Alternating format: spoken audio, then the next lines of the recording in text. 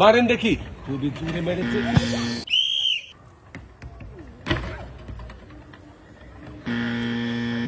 একটুর জন্য দেখা যাক। মিস। টার্গেট করে মেরেছে বল দেখি হাতের বাঁধায় বল।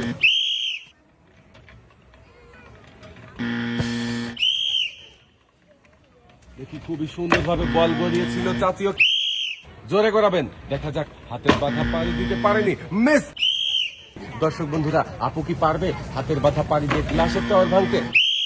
গ্লাসের টাওয়ার ভাঙতে নাকি বল হাতের বাধায় চলে যাবে? সাবাস, আপু তো হাতের বাধা পাড়ি দিয়ে।